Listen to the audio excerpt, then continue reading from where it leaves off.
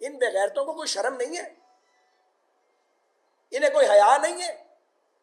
کوئی ان کو لگام ڈالنے والا نہیں ہے؟ ہم ڈال سکتے ہیں، مجبوری ہے کہ ہمیں وزیر بنا دیا گیا ہے۔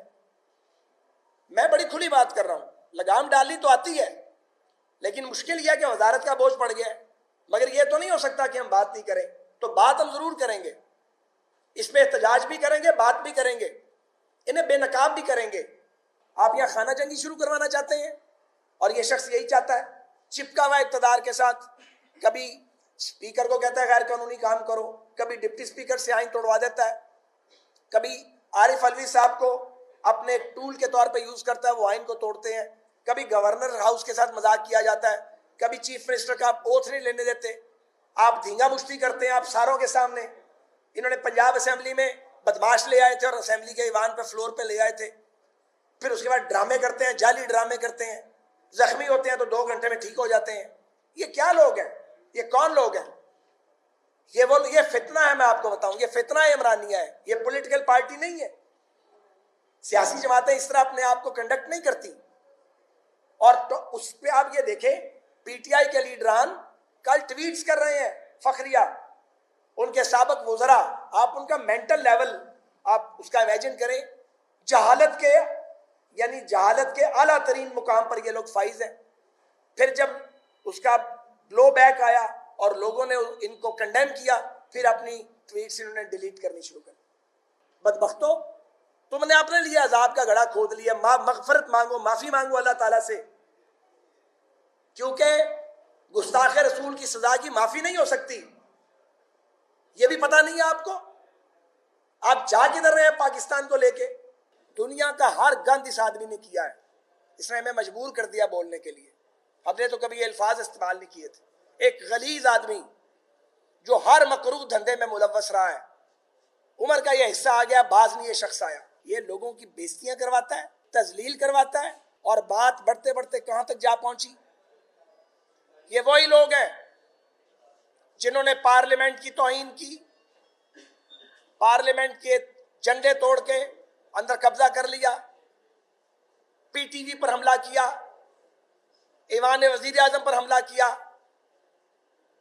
ان کو پیمپر کرتے گئے لوگ، اور ان لوگوں کو جنہیں سزا ملنی چاہیے تھی ریاستی عمارات پر اور پارلیمان پر حملہ کرنے کی، انہیں لا کے اقتدار سنگھاسن پہ بٹھا دیا گیا۔ جب سے یہ مافیا اقتدار میں آیا ہے، تب سے انہوں نے لوگوں کا جینا حرام کیا ہے۔ کوئی صحافی، کوئی جرنلسٹ، کوئی اہل قلم پاکستان میں ان کے شر سے محفوظ نہیں رہا جس نے کلمہ حق بلند کیا۔ انہوں نے ٹی وی چینلز کو پریشرائز کیا، اخبارات کو پریشرائز کیا، لوگوں کو ان کی نوکریوں سے نکلوایا، اس کے بعد اپنے کرونیز کا ایک لشکر تیار کیا جو فی البدی وہ بیٹھ کے اول فول بکتے رہتے ہیں۔ انہوں نے سیاسی انتقام لیا، انہوں نے ہمیں جیلوں میں ڈالا، کروڑوں روپیہ اس عمران خان اور اس کے شتونگڑوں نے خرچ کیا ہمیں چور ثابت کرنے کے لیے۔ کچھ ثابت نہیں کر سکے کیونکہ سب بکواس تھی، جھوٹ تھا۔ اصل کرپٹ، اصل ڈاکو یہ خود ہے عمران خان۔ ابھی تو اس کا بہروپ اترنا شروع ہوا ہے، ابھی تو توشہ خانے کی کہانی سامنے آئی ہے، ابھی تو جو فرنٹ ویمن ہے اس کی کہانی سامنے آ گئی ہے جو دبئی بھاگ گئی ہیں۔ ابھی تو کہانیاں منظر یہاں پہ آنے والی ہیں۔ اس شخص نے کہاں ریاست پاکستان کو بدنام نہیں کروایا،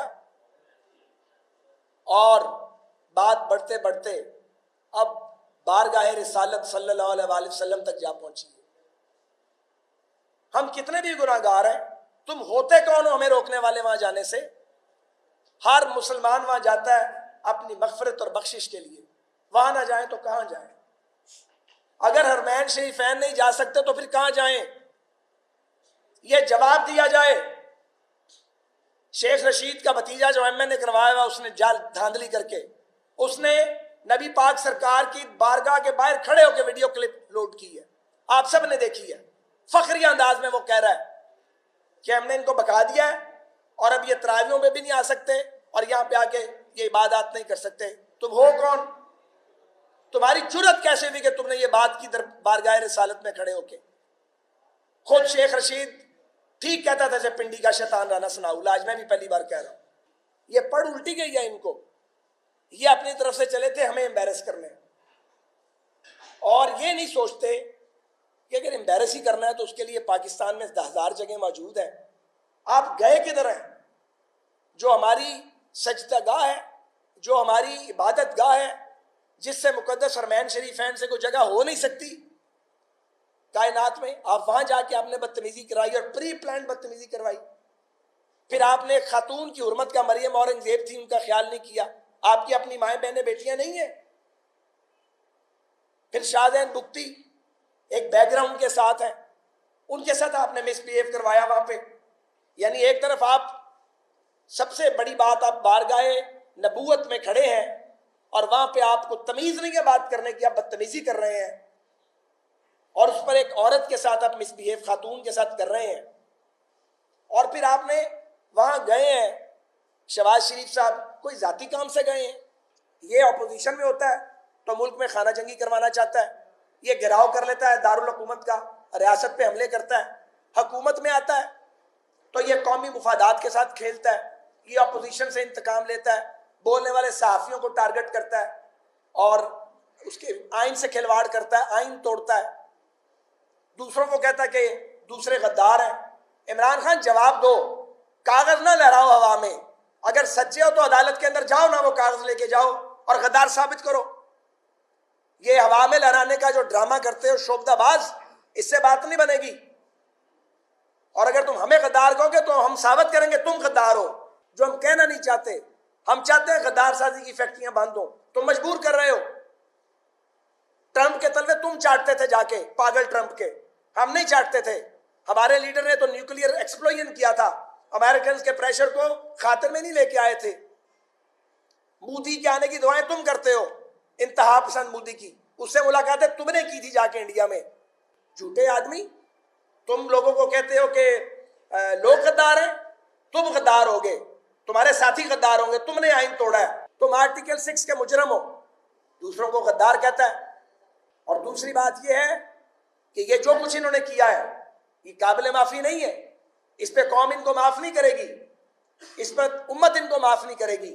انہوں نے امت مسلمہ کے زخموں میں نمک پاشی کی ہے، یہ توہین کے مرتکب ہوئے ہیں، انہیں معلوم ہونا چاہیے کہ ان کی سزا کیا ہے اور یہ انہوں نے کیا حرکت کی ہے، اور اس پہ اترانا، اس کو پروپیگیٹ کرنا، یہ تو ان پر یہ تو عذاب کو دعوت دے رہے ہیں، اور یہ پاکستان کے اندر تقسیم در تقسیم پیدا کر رہے ہیں۔ یہ عمران خان کا جو یہ فتنہ عمرانیہ ہے، اس کا بالکل مقابلہ کیا جائے گا ڈٹ کے۔ یہ گھروں سے نہیں نکل سکتے، کیوں گھروں سے نہیں نکل سکتے؟ کوئی حد ہے بھائی کرنے والی؟ ہم نے یہاں امریکتوں کا مقابلہ کیا ہے، ہم نے یہاں زندان خانوں کا سامنا کیا ہے ساری زندگی، ہم گھروں سے نہیں نکل سکتے؟ پاکستان بنانے والوں کی اولادوں کو کہتا ہے گھروں سے نہیں نکل سکتے۔ تمہارا پاکستان پر کیا لگا ہوا ہے؟ تم تو ایک پلے بوائے تھے ساری زندگی، اور جتنا تم بدتمیزی کرو گے تمہیں جواب دیا جائے گا۔ لیکن یہ کوئی طریقہ ہے؟ آپ کبھی خواتین پہ حملہ کر دو، آپ اب حرم شریف تک جا پہنچے ہو، آپ کی کوئی لمٹ ہی نہیں ہے، اور کوئی جو چوری کیا تو چوری کے ثبوت لے کے آؤ، تمہارے ثبوت تو سامنے آنے شروع ہو گئے ہیں، تم جواب دو نا۔ 3.5 سال کے اقتدار میں تم نے کیوں کوئی چوری ثابت نہیں کی؟ کیوں ثبوت نہیں دیے؟ تمہیں کس نے کہا تھا کہ ایسے مقدمے بناؤ جو عدالتوں میں جا کے اڑ جائیں گے؟ ہم نے کہا تھا؟ ہم تو جیلوں میں پڑے ہوئے تھے۔ تو ایک بے حیا، بے شرم، عزت اور وقار اور زرد سے عاری آدمی، ایک سیاسی جماعت جسے کہا جاتا ہے، جو کہ سیاسی جماعت نہیں ہے، مافیا ہے، فاشسٹ ہیں یہ بنیادی طور پہ، اس کا سربراہ بن گیا ہے۔ اگلے دن ایک صاحب جو چیف جسٹس رہے ہیں اس کے پاس پہنچے ہوئے تھے، آپ دیکھیں نا، ایک جیسے مل رہے تھے آپس میں، ہم جنس پرواز، ایک جیسے تھے دونوں۔ یہ دو سازش کے بڑے کردار ہیں، ابھی اور کردار بھی آہستہ آہستہ سامنے آئیں گے۔ اس ملک کو اس حالت میں پہنچایا ہے ان لوگوں نے مل کے۔ یہ چوروں کا ٹولہ ہے، بلکہ ڈکیتوں کا ٹولہ ہے، یہ آئین شکن ہے، یہ قانون توڑتے ہیں، یہ ججز کو گالیاں نکالتے ہیں، یہ عدالتوں کو پریشر میں لانے کی کوشش کرتے ہیں، یہ الیکشن کمیشن کو ٹارگٹ کر رہے ہیں، اپنے لگائے ہوئے چیف الیکشن کمیشنر کو، کیونکہ وہ مین آف انٹیگریٹی۔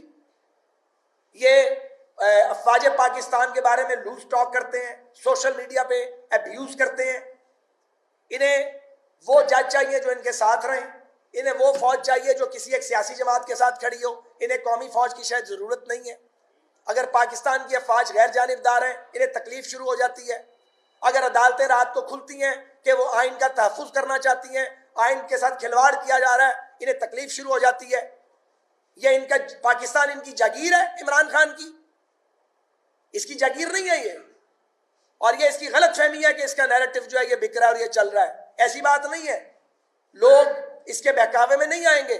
یہ پاکستان کا خزانہ خالی کر کے چھوڑ گیا ہے، لوگوں کو بھوکوں مارا اس شخص نے، اور یہ کہتا بھکاری، بھکاری تو تم ہو، تم پیدائشی بھکاری ہو، تم نے اتنا قرضہ لے لیا جتنا 73 سال میں نہیں لیا گیا۔ وہ قرضہ کدھر گیا ہے اس کا بھی حساب ہوگا، توشہ خانے کا بھی حساب ہوگا۔ ہم میں سے بعض ایسے تھے میرے سمیت جو کہتے تھے نہیں یار حساب کتاب چھوڑو، آگے چلو، موو آن۔ یہ مجبور کرا نہیں، ایک ایک چیز کا حساب کرو۔ یہ جان جان کے مجبور کرتا ہے۔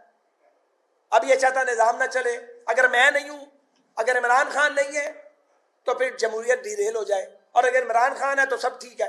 اس طرح نہیں چلے گا پاکستان، تمہاری مرضی سے نہیں چلے گا، پاکستان کے 22 کروڑ لوگوں کی منشا سے چلے گا انشاءاللہ۔